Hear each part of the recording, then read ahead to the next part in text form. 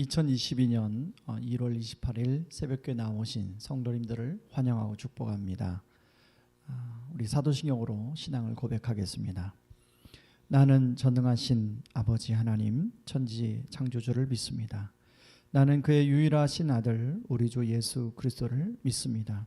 그는 성령으로 잉태되어 동정녀 마리아에게 나시고 본디오 빌라도에게 고난을 받아 십자가에 못 박혀 죽으시고 장사된 지 사흘 만에 죽은 자 가운데서 다시 살아나셨으며 하늘에 오르시어 전능하신 아버지 하나님 우편에 앉아 계시다가 거기로부터 살아있는 자와 죽은 자를 심판하러 오십니다.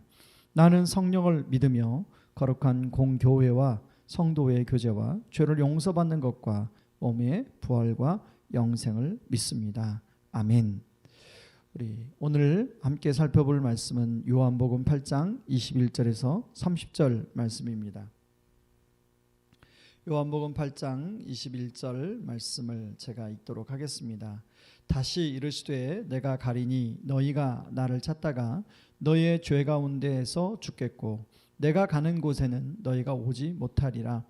유대인들이 이르되 그가 말하기를 내가 가는 곳에는 너희가 오지 못하리라 하니 그가 자결하려는가.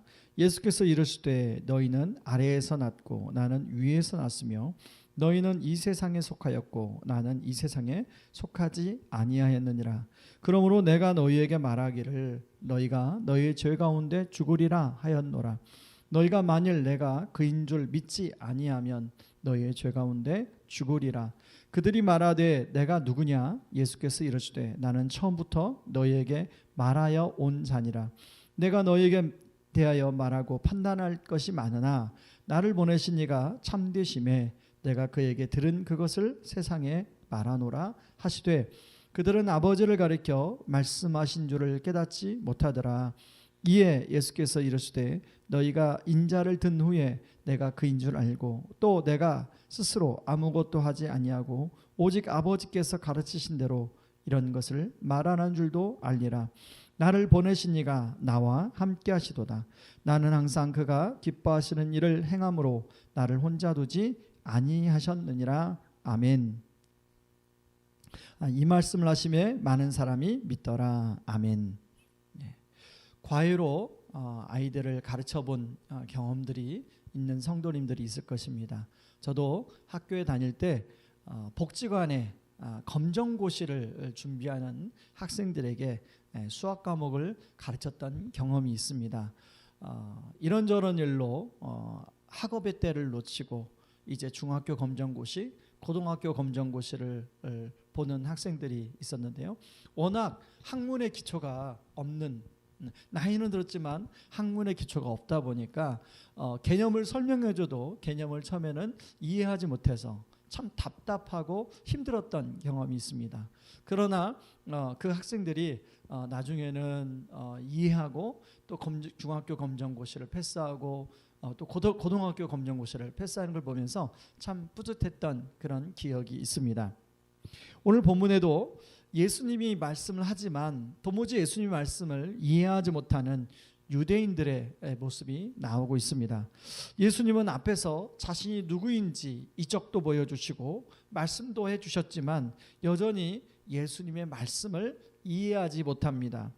예수님은 그 이유를 23절에 이렇게 말합니다. 너희는 아래에서 났고 나는 위에서 났으며 너희는 이 세상에 속하였고 나는 이 세상에 속하지 아니하였느니라고 이야기합니다. 다시 말해 이 땅의 관점으로 보면 나를 이해할 수 없다. 이 땅의 관점이 아니라 바로 하나님의 관점으로 볼 때 이해할 수 있고 믿을 수 있다고 얘기하는 것입니다. 자, 그런데 예수님은 이들에게 포기하지 않고 계속적으로 복음을 전합니다. 오늘 본문에 보면 예수님이 반복하는 말씀이 있는데 바로 21절 말씀입니다. 내가 가리니 너희가 나를 찾다가 너희 죄 가운데서 죽겠고 내가 가는 곳에는 너희가 오지 못하리라. 그러자 또 유대인들은 예수님의 말씀을 이해하지 못하고 예수님이 스스로 목숨을 끊으려고 하는 것인가? 라고 이야기하고 있습니다. 사실 이렇게 반응한 사람들 보면서 예수님이 참 마음이 답답했을 거라고 생각합니다. 그러나 포기하지 않으시고 이들에게 계속 말씀하시는데요. 너희가 나를 믿지 아니하면 너희 죄 가운데서 죽으리라를 24절에 두 번이나 반복하여 말합니다. 그러면서 너희들은 내가 누구냐라고 묻습니다. 여러분, 요한복음에 보면 예수님은 자신의 스스로 하나님이 보내신 메시아임을 두 가지 특징을 가지고 요한복음은 보여주고 있습니다. 바로 하나는 7가지 기적이고 하나는 7가지 나는 먼먼이라 라고 하는 것입니다. 예를 들면 첫 번째 기적은 물이 변하여 포도주가 되는 사건을 말하죠. 그리고 두 번째 기적은 왕의 신하의 아들을 치유하는 사건이 나옵니다. 이렇게 해서 7가지 기적을 보여주는데요. 또 그런가 하면 나는 뭐뭐다, 이러면 나는 생명의 떡이다, 나는 세상의 빛이다, 나는 양의 문이다, 나는 선한 목자다, 이런 식으로 하면서 자기가 하나님이 보내신 참 메시아임을 사람들에게 보여주고 있습니다. 그러나 이들은 이런 7가지 기적과 또 7가지 하나님의 예수님의 선언을 듣고도 예수님을 믿지 못합니다. 그러나 예수님은 포기하지 않고 계속 말씀하십니다. 특별히 뭐라고 말씀하면 인자가 들린 후에는 너희들이 나를 믿게 될 것이다, 이렇게 말씀하시죠. 바로 이 인자가 들렸다는 것은 마치 광야에서 모세의 지팡이가 들림으로 그것을 보는 자가 그 불뱀으로 물렸던 독으로부터 치유받은 것처럼 예수님도 십자가에 동일하게 들릴 텐데 바로 그 들리는 것을 십자가를 통해서 믿는 자만이 구원을 얻을 수 있다고 이야기하는 것입니다. 오늘 본문의 마지막 30절은 이렇게 말합니다. 이 말씀을 하심에 많은 사람이 믿었더라. 여러분, 많은 사람들이 들었는데 어떤 사람은 믿지 않는 사람도 있었지만 어떤 사람은 믿었다는 것입니다. 여러분, 유대인들이 예수님을 잘 믿지 못했던 이유가 뭐냐면 바로 다름 아닌 자식들이 가지고 있는 지식 때문이었습니다. 이들은 나름대로 구약을 알고 있었습니다. 구약에 메시아가 어떻게 올 것이라고 알고 있었습니다. 이들은 메시아가 베들레헴에서 태어난다고 알고 있었는데요. 예수님이 나사렛 갈릴리 출신이라는 것 때문에 마음에 걸려 믿지 못합니다. 선입견이 자리 잡고 있죠. 여러분, 또 유대인들은 현세적 메시아관을 가지고 있었습니다. 자신들이 현재 당면한 문제 속에서 구해줄 다윗과 같은 그런 왕으로 예수님을 생각했습니다. 때로는 여러분, 예수님을 제대로 믿는데 방해가 되는 것이 사람들이 이미 가지고 있는 그런 지식들이 방해가 될 때가 있다는 것입니다. 특별히 전도를 하다 보면 많은 그런 젊은이들이, 특별히 이성적으로 생각하는 그런 남자분들이나 과학과 신앙을 대립하는 시각을 가지고 있는 분들이 있습니다. 그런가 하면 어떤 분들은 진화론은 과학이고 창조론은 과학이 아니다 라고 이렇게 생각하는 분들이 있습니다. 사실 과학과 신앙은 대립하는 게 아니죠. 서로 도와주고 보완하는 것입니다. 그런가 하면 진화론과 창조론은, 진화론은 과학이고 창조론은 과학이 아닌 게 아니라 진화론과 창조론은 다 과학이기도 하지만 과학적이지 않은 부분도 있습니다. 특별히 저는 이것은 과학이라, 진화론이나 창조론이나 과학이라고 말할 수 없죠. 그런 면에서 진화론과 창조론은 하나의 신념 체계지, 세상을 바라보는 신념 체계지, 이건 과학이고 이건 과학이 아니다, 이렇게 나눌 수 없다는 것입니다. 그런 문제는 어떤 틀로 세상을 바라보느냐에 따라서 세상은 완전히 달라 보이는 것이죠. 여러분, 진화론으로 세상을 바라보면 세상은 그렇게 보이는 것이고요, 창조론으로 세상을 바라보면 세상은 또 달리 보이는 것입니다. 이것은 그냥 세상이 보이는 것만 아니라 우리가 어떤 삶을 살아가는데도 영향을 미치게 되는 것입니다. 그런데 여러분, 우리가 알고 있는 이런 지식들이 예수님을 믿는, 하나님을 믿는 걸림돌이 된다는 것입니다. 저 역시도 이런 걸림돌에 걸려 하나님을 알지 못했던 그런 시간들이 있었습니다. 그럼에도 불구하고 오늘 본문의 말씀처럼 예수님은 포기하지 않으시고 온갖 그런 오해를 받음에도 불구하고 인내하시면서 자신에 대해 가르쳐 주셨기에 바로 제가 예수님을 믿게 되고 여러분이 예수님을 믿게 된 것 아니겠습니까? 왜냐하면 오늘 본문에 나온 것처럼 예수님은 자신을 보내신 하나님이 기뻐하시는 그 일을 하시기 때문에 그렇습니다. 지금도 성령님을 통하여 우리에게 그렇게 하나님을 더 잘 알고 예수님을 더 잘 믿을 수 있도록 도와주신다는 것입니다. 이처럼 예수님이 끊임없이 우리를 기다려주시고 하나님 우리가 예수님을 잘 믿을 수 있도록 이렇게 도와주셨다면, 그렇다면 우리가 어떻게 해야 되는가? 여러분, 바로 우리가 예수님을 믿는 것을 더 깊이 풍성하게 가져갈 필요가 있다는 것입니다. 여러분, 다른 사람에게 복음을 전하기 전에 먼저 우리 자신에게 복음이 전해져야 합니다.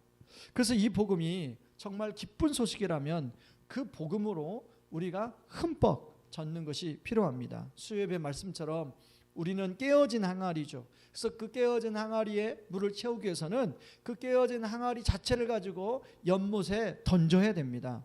여러분, 그런 것처럼 우리가 복음이라는 바다에 우리를 던져서 복음으로 우리의 삶이 채워질 수 있도록 해야 된다는 것입니다. 그렇게 되면 자연스럽게 복음의 그 부유함과 그 풍성함, 그 능력을 우리가 경험하게 된다는 것이죠. 여러분, 그렇게 경험하게 되면 자연스럽게 사람들에게도 그 복음에 대해서 또 나눌 수 있지 않겠습니까? 우리가 영어를 배울 때 처음에는 영어가 익숙치 않으면 이제 굉장히 더듬거리면서 영어를 사용합니다. 그런데 그러다가 이제 영어를 더 잘 배우기 위해서 영어 문화권으로 언어 연수나 또 이민을 유학을 이게 가게 되죠. 그래서 거기서 오래 살다 보면 언어가 모국어처럼 됩니다. 그럴 때는 누구를 만나도 영어로 자연스럽게 대화가 가능한 겁니다. 마찬가지입니다. 우리가 우리 안에 복음이 얄팍한 수준으로 잠기게 되면 사람들 만나면 저 사람이 이걸 어떻게 생각할까, 이 사람한테는 어떻게 전할까 말이 잘 나오지 않습니다.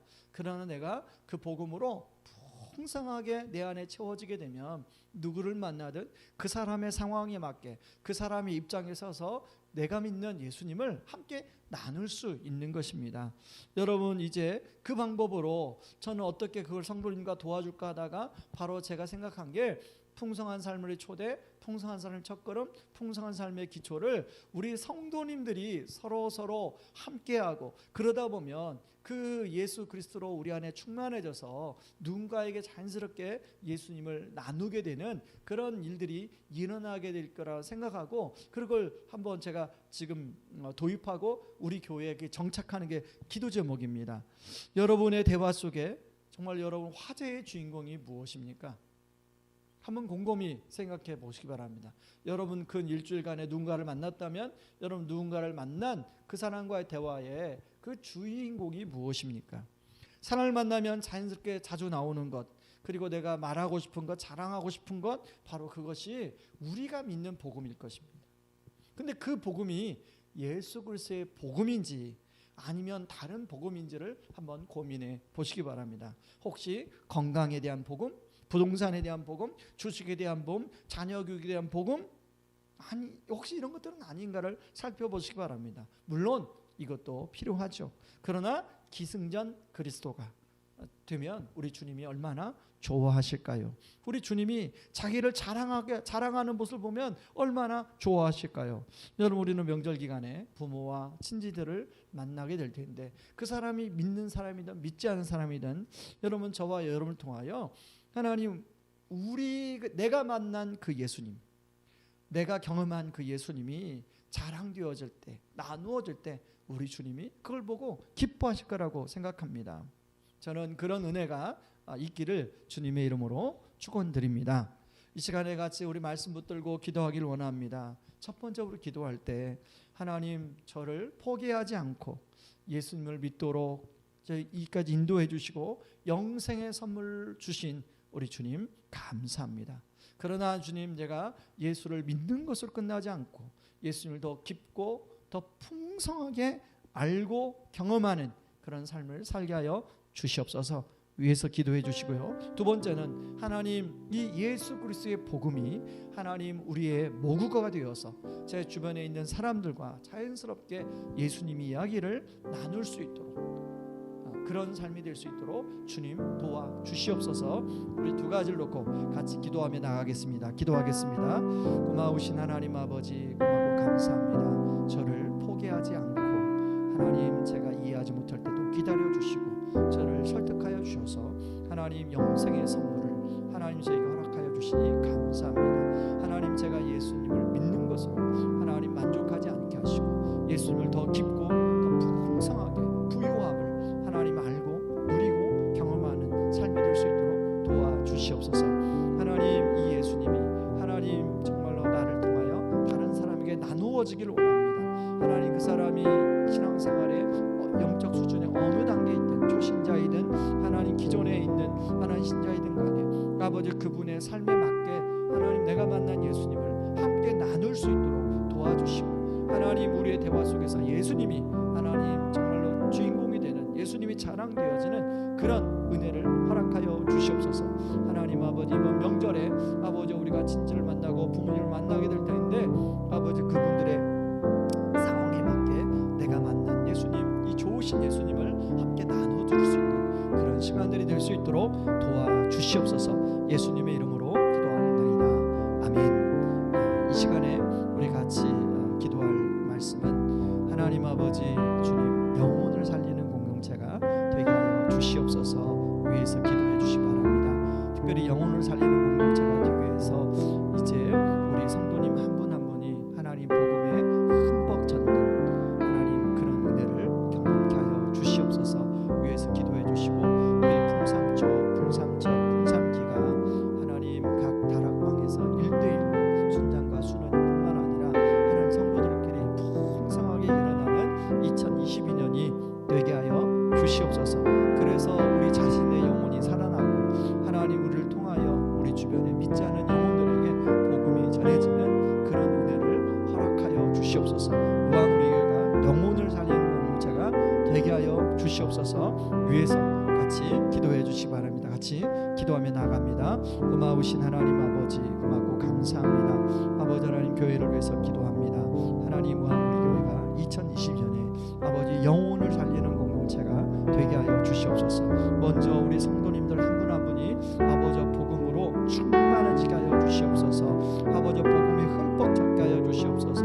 아버지 복음이 하나님 우리의 삶의 전인격에 잘 녹아들게 도와주시고 아버지 복음의 내면화가 아버지 우리 삶 가운데 나타나 아버지 이 복음이 아버지 우리 안에 충만해져서 하나님 밖으로 아버지 사람들에게 이 복음을 나눌 수 있는 그런 은혜를 허락하여 주시옵소서. 특별히 풍삼초 아버지 풍삼첫 풍삼기가 하나님 올해 더 잘 뿌려내게 도와주시고 우리 성도님들이 아버지 복음 붙들고 하나님 각자 있는 곳에서 회복되게 하여 주셔서 예수님께 영광 돌리는 아버지 성도님들 되도록 도와주옵소서. 예수님의 이름으로 기도합니다. 아멘. 여러분 이 시간에 우리 나라와 민족을 위해서 같이 기도해 주시고 또 이번 주일 또 드려지는 주일 예배를 위해서 함께 기도하고 개인 기도하고 들어가도록 하겠습니다. 기도하겠습니다.